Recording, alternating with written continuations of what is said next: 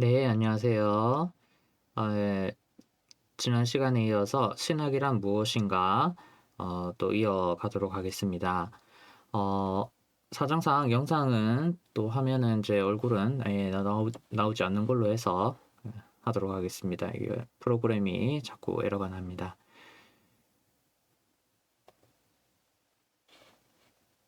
페이지 88페이지, 페이지 89페이지 되겠습니다.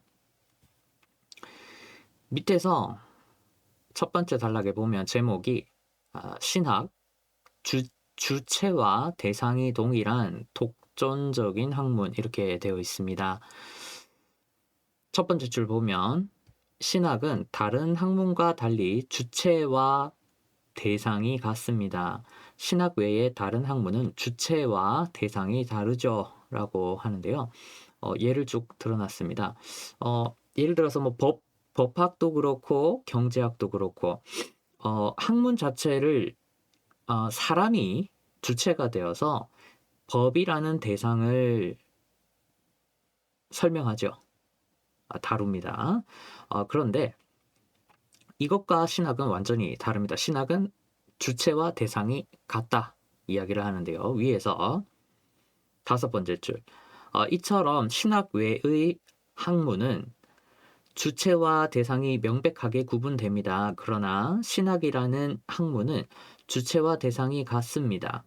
신학의 주체는 삼위 하나님이고 신학의 대상도 삼위 하나님입니다.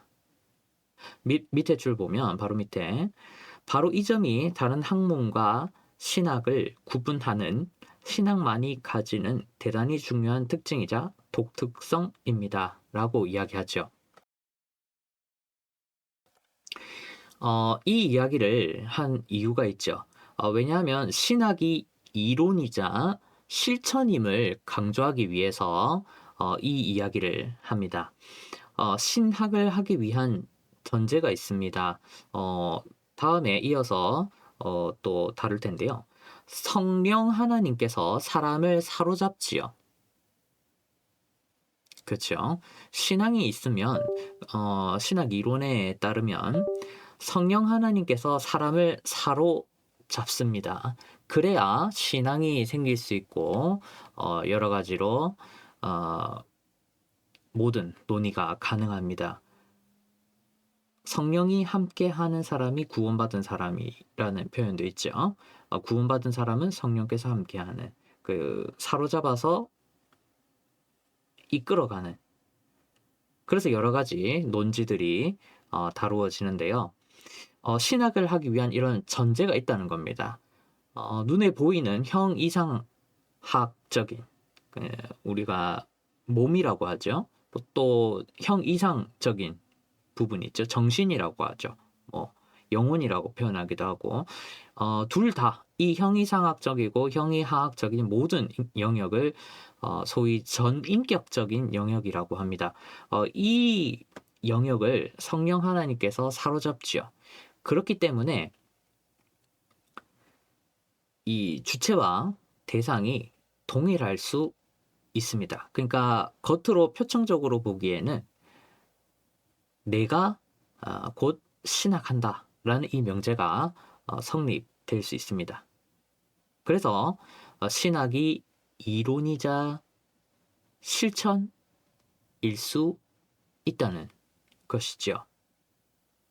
주체와 대상이 동일하다는 말은 하나님께서 하나님에 대해서 논하는, 달리 말해서 인간에게 이것을 적용시키면 구원받은 사람의 경우에는 성령 하나님께서 이끌어가는 사람이 성령 하나님께서 알려주시는 대로 배우고 알 수 있다. 그렇기 때문에 이 두 개의 말이 명제가 같다고 89페이지 이 단락이 소개가 됩니다. 계속해서 똑같은 내용인데 계속 풀어서 설명해 보도록 하겠습니다. 페이지 90페이지에 보면 신학이란 첫 번째 제목 줄에 삼위 하나님을 경배하고 그분을 찬양하는 것이라고 이야기합니다. 첫 번째 줄에 가파도기아 세 교부 중 나지안주스의 그레고리오스에게는 신학자 테올로고스라는 별명이 있었습니다. 위에서 5번째 줄에 보면 콘스탄티노플 공의회가 381년에 콘스탄티노플에서 소집되었는데 이 그레고리오스는 공의회 개최 직전 즈음 콘스탄티노플에서 신학 강론을 해서 신학자라는 별명을 얻었습니다. 그레고리오스에 따르면 신학은 삼위 하나님에 관해 말하는 것. 이때 독일어로 위버가 되어 있는데 about이죠. 하나님에 관해 말하는 것.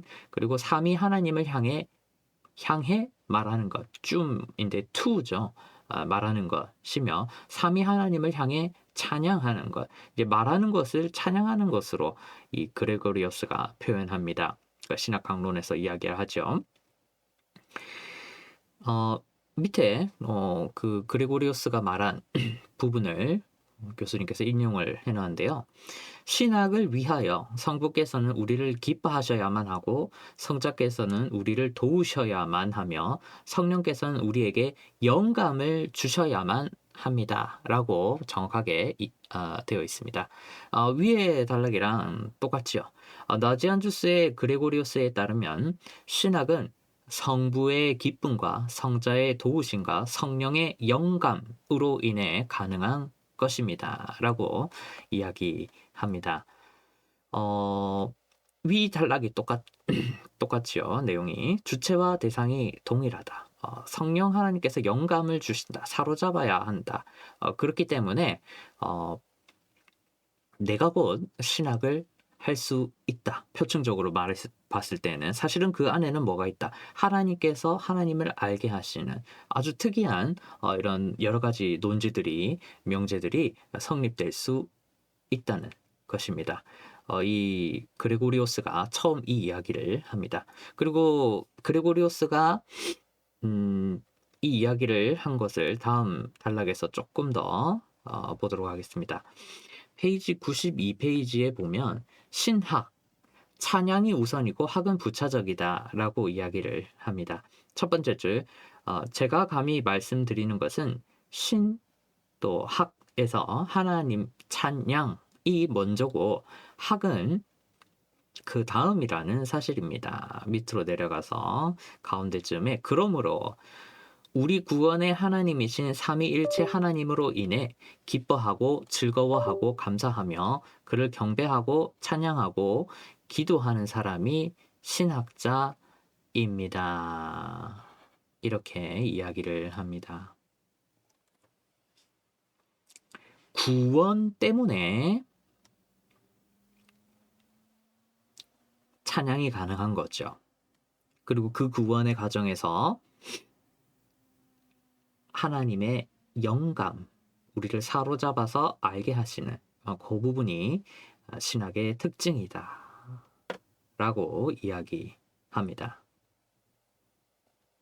그리고 그것은 구원, 곧 찬양으로 우리가 이론적으로도 그렇고 실천적으로 소급되어야 된다. 그 포인트가 향하는 곳이 반드시 구원으로 말미암아 감사드리는 그 찬양, 찬송, 또 영광을 돌림, 독설록기에 있다 이야기를 합니다.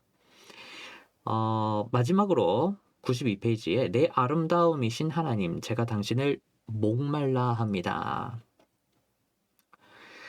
맨 밑에 줄의 끝부분에 교부 아우구스티누스는 고백록에서 이렇게 말했습니다. 페이지 93페이지입니다.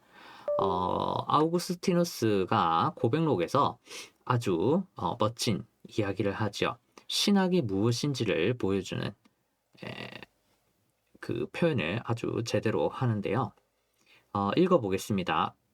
문단에 보면 93페이지에 보면 내 아름다움이신 하나님, 나는 이 최고의 아름다움을 갈망하여 밤낮으로 한숨 쉬고 있습니다. 또 밑에 쭉 나옵니다. 늦게야 당신을 사랑했습니다. 이렇듯 새로운 아름다움이시여 늦게야 당신을 사랑했습니다. 당신께서는 제 안에 계셨거늘 저는 밖에 있었고 밖에서 당신을 찾으며 당신께서 만드신 그 아름다운 피조물 속에 일그러진 저를 내던졌던 것입니다. 당신께서는 저와 함께 계셨지만 저는 당신과 함께 있지 아니하였습니다. 쭉 보면 하나님께서 이 어거스틴 자신을 사로잡아 주셨다라는 이 이야기를 합니다. 그리고 하나님께서 자신을 더욱 늘 사로잡아 주시기를 그리워합니다. 라고 또 고백록에서 또 이야기하죠.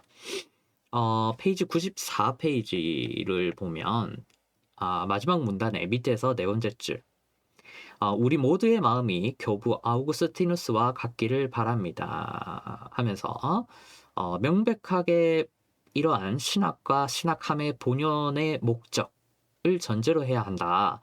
그래야 신학 작업에 의미가 있다. 신학의 개념을 정의하고 어떤 논의를 할 때 분석을 해야 될 것이고 어떤 명제에 대해 여러 가지 명제에 대해서 또 토론을 할 수도 있죠.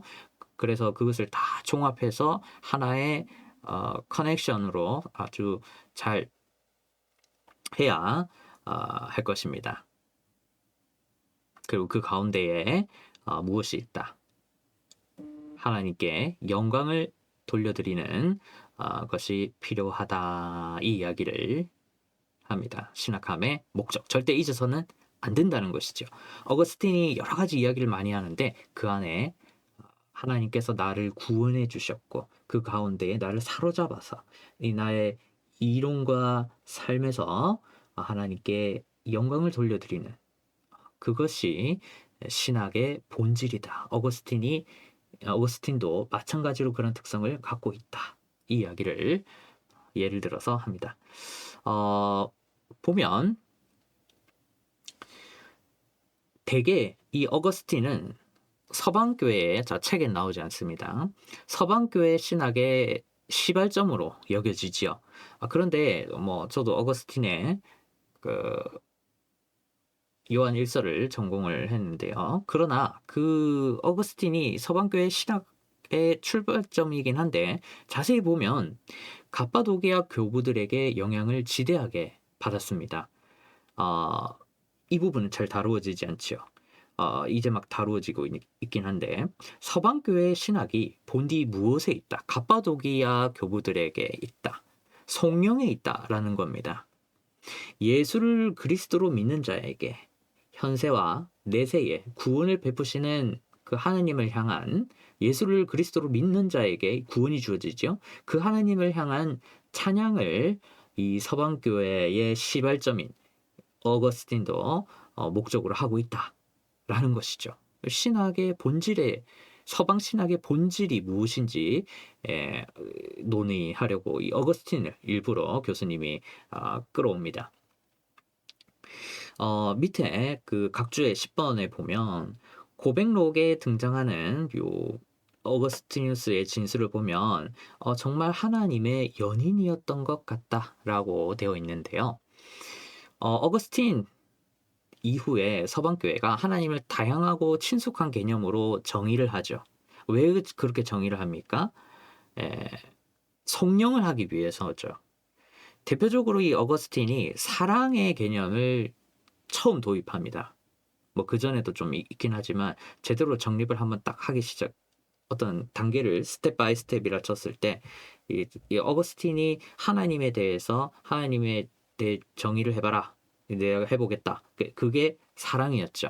대표적인 예입니다. 그러나 이 명제에 여기 반드시 성립되는 것은 아니죠. 이것을 주요하게 봐야 됩니다. 그러니까 성령의 하나로서 하나님을 사랑으로 표현할 수는 있죠. 하지만 하나님을 사랑으로 표현해가지고는 성령이 안 될 수도 있다라는 겁니다. 저는 이 점을 꼭 지적하고 싶습니다. 그렇게 됐을 경우에 사랑을 성령으로 봤을 경우에는 성령에서 벗어나서 여러 가지 사유를 하게 됩니다. 그러면 신학의 근본 목적인 성령을 자꾸 놓치는 사랑으로 착각하게 되어버리는 그런 경우가 생기죠. 그래서 여러 가지 서방 신학에서 놓치는 그런 논리를 전개하다 보면 그것을 이제 에, 논의의 가장 핵심이 되는 게